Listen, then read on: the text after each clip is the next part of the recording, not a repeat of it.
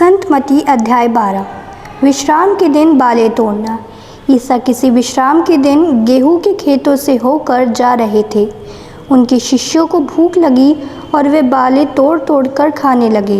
ये देखकर फरीसियों ने ईसा से कहा, देखिए, जो काम विश्राम के दिन मना है, आपके शिष्य वही कर रहे हैं।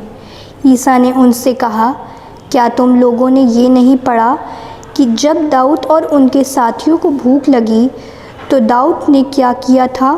उन्होंने ईश मंदिर में जाकर भेंट की रोटियां खाई। याजकों को छोड़ ना तो उनको उन्हें खाने की आज्ञा थी और ना उनके साथियों को। अथवा क्या तुम लोगों ने संहिता में ये नहीं पढ़ा कि याजक विश्राम के दिन का नियम तोड़ते तो हैं पर दोषी नहीं होते? मैं तुमसे कहता हूँ, यहाँ वह है जो मंदिर से भी महान है। मैं बलिदान नहीं बल्कि दया चाहता हूँ। यदि तुम लोगों ने इसका अर्थ समझ लिया होता तो निर्दोषों को दोषी नहीं ठहराया होता, क्योंकि मानव पुत्र विश्राम के दिन का स्वामी है। सूखे हाथ वाला। वहाँ से आगे बढ़ने पर ईसा उनके सभागृह गए। वहाँ एक मनुष्य था जिसका हाथ सूख गया था। ईसा पर दोष लगाने के लिए लोगों ने उनसे ये पूछा, क्या विश्राम के दिन चंगा करने की आज्ञा है? ईसा ने उनसे कहा, यदि तुम्हारे एक ही भेड़ हो और वे विश्राम के दिन गड्ढे में गिर जाए तो तुम लोगों में ऐसा कौन होगा जो उसे पकड़ कर निकाल नहीं लेगा? मनुष्य तो भेड़ से कहीं बढ़कर है, इसलिए विश्राम के दिन भलाई करने की आज्ञा है। तब उन्होंने उस मनुष्य से कहा, अपना हाथ बढ़ाओ। उसने अपना हाथ बढ़ाया और वह दूसरे हाथ की तरह अच्छा हो गया। इस पर फरीसियों ने बाहर निकलकर ईसा के विरुद्ध ये परामर्श किया कि हम किस तरह उनका सर्वनाश करें। ईसा ये जानकर वहाँ से चले गए। मसीह की नम्रता। बहुत से लोग ईसा के पीछे हो लिए। वे सबों को चंगा करते थे, किंतु साथ साथ ये चेतावनी देते थे कि तुम लोग मेरा नाम नहीं फैलाओ। इस प्रकार नबी इसायास का ये कथन पूरा हुआ, ये मेरा सेवक है, इसे मैंने चुना है, मेरा परम प्रिय है, मैं इस पर अति प्रसन्न हूँ। मैं इसे अपना आत्मा प्रदान करूँगा और ये गैर यहूदियों में सच्चे धर्म का प्रचार करेगा। ये ना तो विवाद करेगा और न चिल्लाएगा और न बाज़ारों में कोई इसकी आवाज़ सुनेगा। ये ना तो कुचला हुआ सरकंडा ही तोड़ेगा और ना दुआती हुई बत्ती ही बुझाएगा, जब तक वे सच्चे धर्म को विजय तक न ले जाए। इसके नाम पर गैर यहूदी भरोसा रखेंगे। ईसा और बेल्ज़ेबुल। लोग किसी एक दिन एक अंधे गूंगे अब्दूदरस्त मनुष्य को ईसा के पास ले आए और ईसा ने उसे चंगा किया और वह बोलने और देखने लगा। सब लोग अचंभे में पड़कर ये कहते रहे, कहीं यही तो दाऊद का पुत्र नहीं? ये सुनकर फरीसियों ने कहा, ये नरक दूतों के नायक बेल्ज़ेबुल की सहायता से नरक दूतों को निकालता है। ईसा ने उनके विचार जानकर उनसे कहा, जिस राज्य में फूट पड़ गई है वह उजड़ जाता है, और जिस नगर या घर में फूट पड़ गई है वह टिक नहीं सकता। यदि शैतान ही शैतान को निकालता है तो उसके यहाँ फूट पड़ गई है, तब उसका राज्य कैसे टिका रहेगा? और यदि मैं बेल्ज़ेबुल की सहायता से नरक दूतों को निकालता हूँ तो तुम्हारे बेटे किसकी सहायता से उन्हें निकालते हैं? इसीलिए वे तुम लोगों का न्याय करेंगे। परंतु यदि मैं ईश्वर की आत्मा की सहायता से नरक दूतों को निकालता हूँ तो निसंदेह ईश्वर का राज्य तुम्हारे बीच आ गया है। फिर कौन किसी बलवान के घर में घुसकर उसका सामान लूट सकता है? जब तक वे उस बलवान को न बांध ले, उसके बाद ही वे उसका घर लूट सकता है। जो मेरे साथ नहीं हैं वे मेरे विरोधी हैं, और जो मेरे साथ नहीं बटोरते वे बिखरते हैं। पवित्र आत्मा के विरुद्ध पाप। इसलिए मैं तुम लोगों से कहता हूँ, मनुष्यों को हर तरह के पाप और ईश निंदा की भी क्षमा मिल जाएगी, परंतु पवित्र आत्मा की निंदा की क्षमा नहीं मिलेगी। जो मानव पुत्र के विरुद्ध कुछ कहेगा उसे क्षमा मिल जाएगी, परंतु जो पवित्र आत्मा के विरुद्ध बोलेगा उसे क्षमा नहीं मिलेगी, ना इहलोक में ना परलोक में।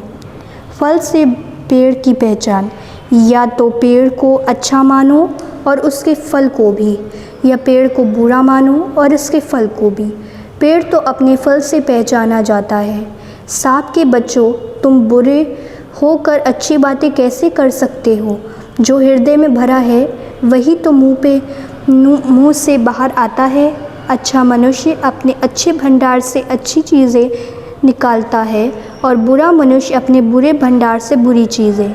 मैं तुम लोगों से कहता हूँ, न्याय के दिन मनुष्यों को अपनी हर निकम्मी बात का लेखा देना पड़ेगा, क्योंकि तुम अपनी ही बातों से निर्दोष या दोषी ठहराए जाओगे। यूनस का चिन्ह। उस समय कुछ शास्त्री और फरीसी ईसा से बोले, गुरुवर, हम आपके द्वारा प्रस्तुत कोई चिन्ह देखना चाहते हैं। ईसा ने उन्हें उत्तर दिया, ये दुष्ट और विधर्मी पीढ़ी एक चिन्ह मांगती है, परंतु नबी यूनस के चिन्ह को छोड़कर इसे और कोई चिन्ह नहीं दिया जाएगा। जिस प्रकार यूनस 3 दिन और 3 रात मछ के पेट में रहा, उसी प्रकार मानव पुत्र भी 3 दिन और 3 रात पृथ्वी के गर्भ में रहेगा। न्याय के दिन नीनवे के लोग इस पीढ़ी के साथ जी उठेंगे और इसे दोषी ठहराएंगे, क्योंकि उन्होंने यूनस का उपदेश सुनकर पश्चाताप किया था। और देखो, यहाँ वे है जो यूनस से भी महान है। न्याय के दिन दक्षिण की रानी इस पीढ़ी के साथ जी उठेगी और इसे दोषी ठहराएगी, क्योंकि वह सुलेमान की प्रज्ञा सुनने के लिए पृथ्वी की सीमांतों से आई थी।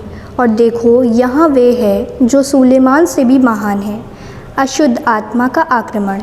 जब अशुद्ध आत्मा किसी मनुष्य से निकलता है तो वह विश्राम की खोज में निर्जल स्थानों में भटकता फिरता है, किंतु उसे विश्राम नहीं मिलता। तब वह कहता है, जहाँ से निकला हूँ अपने उसी घर वापस जाऊँगा। लौटने पर वह उस घर को खाली, झाड़ा बुहारा और सजाया हुआ पाता है। तब वे जाकर अपने से भी बुरे 7 आत्माओं को ले आता है और वे उस घर में घुसकर वहीं बस जाते हैं। इस तरह उस मनुष्य की ये पिछली दशा पहली से भी बुरी हो जाती है। यही दशा इस दुष्ट पीढ़ी को भी होगी। ईसा की यथार्थ संबंधी। ईसा लोगों को उपदेश दे रहे थे कि उनकी माता और भाई आए। वे घर के बाहर थे और उनसे मिलना चाहते थे। किसी ने ईसा से कहा, देखिए, आपकी माता और आपके भाई बाहर हैं, वे आपसे मिलना चाहते हैं। ईसा ने उससे कहा, कौन है मेरी माता और कौन है मेरा भाई?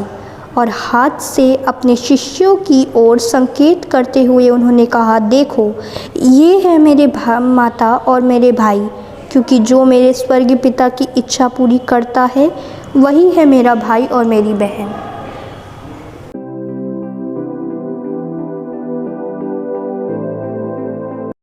संत मत्ती के अध्याय 12 में प्रभु यीशु बहुत से उदाहरण देते हुए बताते हैं कि जो परंपराएं चली आ रही हैं वे कहीं ना कहीं लोगों को अंध आस्था का विषय बनकर रह जाती है।